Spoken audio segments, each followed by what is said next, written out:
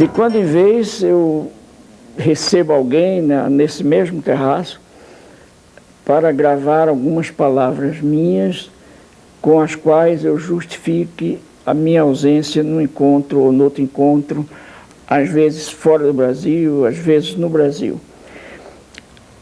E eu faço isso sempre, às vezes triste, porque não pude ir ao encontro. De qualquer maneira, contente em qualquer das hipóteses, porque pelo menos é uma explicação que eu posso dar a um grupo de pessoas que vêm curiosas me ver e me escutar, e eu não estou. Agora, nesse momento, eu me sinto também responsabilizado, porque a minha vontade de já ter ido a Angra dos Reis é grande, e já faz uns 2 anos, creio, que de quando em vez eu sou consultado sobre a possibilidade de ir ou não ir. Minha agenda é realmente uma agenda pesada, carregada, e eu tenho que torná-la mais ou menos leve, né?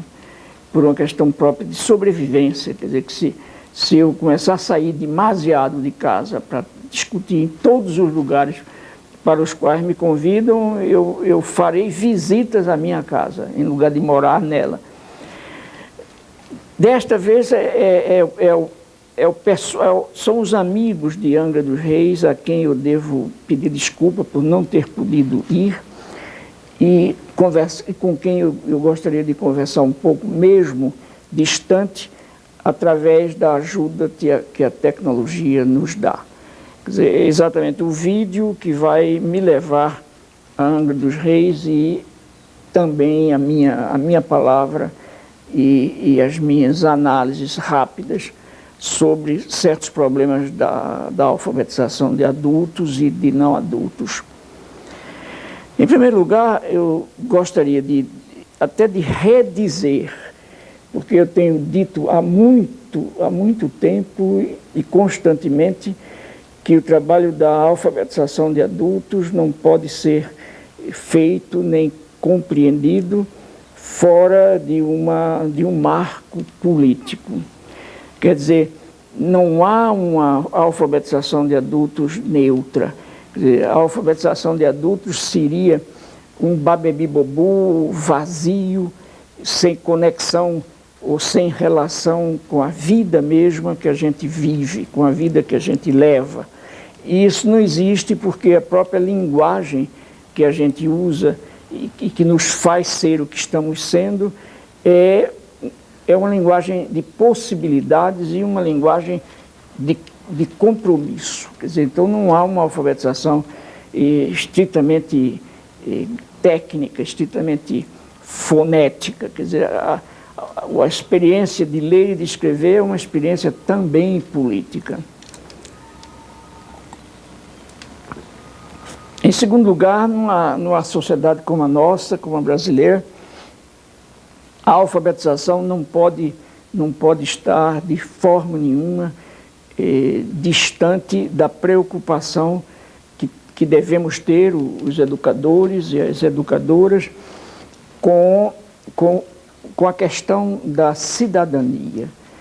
Quer dizer, e não é só a alfabetização, eu acho que tudo que a gente faz, o que a gente faça no Brasil, sejamos professores de crianças, sejamos professores de jovens, sejamos professores universitários, não importa, ensinemos esta ou aquela disciplina, ensinemos matemática, ou ensinemos biologia, ou ensinemos história, geografia. Eu acho que não podemos deixar de refletir, deixar de discutir a questão central da cidadania entre nós.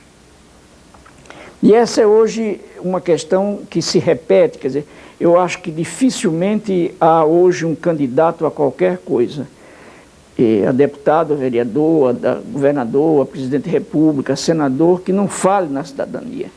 Mas a cidadania é algo de que se vem falando muito agora no Brasil, mas para a qual se faz muito pouco. Quer dizer, a cidadania é um direito é um direito que não alcança ainda a totalidade, nem mesmo a maioria de brasileiros e de brasileiras. Quer dizer, como, por exemplo, pensar em cidadania para 33 milhões de brasileiros e brasileiras que morrem de fome. Quer dizer, nem sequer comem, nem sequer podem dormir, não tem nada de que falem como coisa sua, como coisa própria. Então, aí há uma total inexistência de cidadania. Você é cidadã quando você é mais ou menos, pelo menos, sujeita de sua própria vida.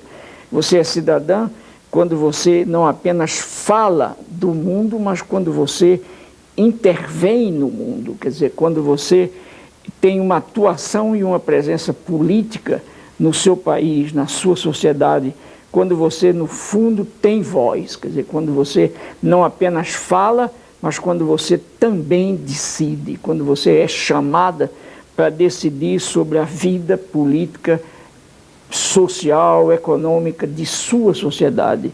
Afinal de contas, cidadania é isso, cidadania é a assunção de mim mesmo como sujeito político, ao lado de outros tantos sujeitos políticos. Quer dizer, é uma coisa que eu, por exemplo, tenho dificuldade de entender a minha cidadania na medida em que eu vivo cercado de milhões de brasileiros sem cidadania. Quer dizer, é um absurdo isso. Para mim, uma das lutas nossas deve ser, de qualquer homem ou mulher progressista nesse país, deve ser a luta em favor da cidadania.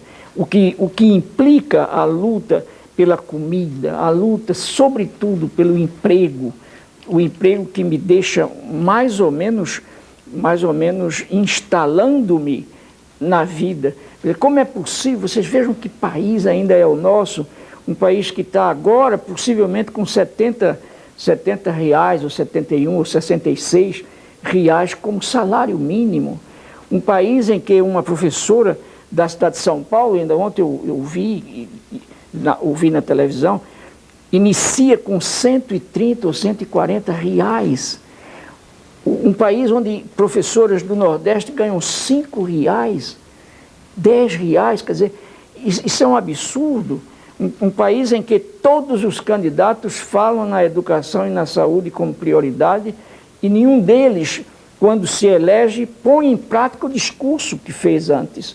Quer dizer, um país em que a regra ainda é o candidato fazer um discurso que é desmentido pela prática quando eleito. Quer dizer, o sujeito faz um discurso bonito, bravo, danado, eloquente, quando é candidato. Quando se elege, ele desfaz tudo na sua prática, tudo o de que ele falou antes. Quer dizer, não é possível um país que goze de cidadania pela maioria de seus representantes não faz isso. Quer dizer, não é possível que nós continuemos a viver essa contradição terrível entre o que se diz e o que se faz e o que se pensa. Quer dizer, uma das lutas nossas, vocês aí que me veem através do vídeo, que me ouvem, que trabalham com educação, com alfabetização no MOVA, e não importa que seja no MOVA ou noutra coisa qualquer, desde que mova, desde que se mexa, vocês lutem no sentido de que os educandos que trabalham com vocês, cada dia percebam melhor, percebam mais criticamente os descompassos da nossa vida política, da nossa vida social. Quer dizer, a grande contribuição que vocês podem dar a nosso país, e não apenas ao alfabetizando com quem vocês trabalham, é exatamente o testemunho que vocês podem dar de luta, o testemunho de persistência na luta, o testemunho de esperança. Sem esperança a gente não faz nada. E um povo sem esperança é um povo sem futuro, e o Brasil tem futuro.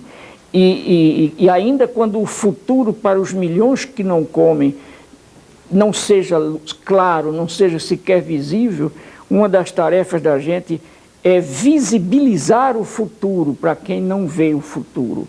E um dos caminhos de tornar o futuro visível é exatamente brigar, é exatamente lutar politicamente para tirar as nuvens que cobrem o futuro que a gente tem que construir, transformando o presente. Porque o futuro não é uma coisa escondida na esquina da rua, que a gente vai de estampa e diz, olha o futuro aqui. Não, o futuro é uma coisa que a gente faz transformando o presente. Um dos caminhos que a gente dispõe para transformar o presente e fazer um futuro diferente é o caminho da educação também, mas é sobretudo o caminho da política. Eu gostaria de agora, no fim de minhas palavras, de deixar um grande abraço para quem está no encontro e, sobretudo, deixar também o meu testemunho de alegria dentro da dureza da vida, o meu testemunho de esperança apesar de tudo. Que minhas últimas palavras tenham, inclusive, mais força do que as primeiras palavras e as palavras do meio de minha fala. Que minhas últimas palavras sejam para testemunhar a vocês a minha esperança, a minha persistência na luta, a minha vontade de lutar. É preciso que nos entreguemos ao processo de transformação de nossa sociedade com força e mais ou menos decididos, completamente decididos, a não parar diante dos primeiros obstáculos. Eu já tenho tido muitos obstáculos, mas nunca pararei diante ou em face da minha luta. É a minha palavra de confiança que eu mando agora para Angra dos Reis, ao lado de meu abraço e de meu querer bem.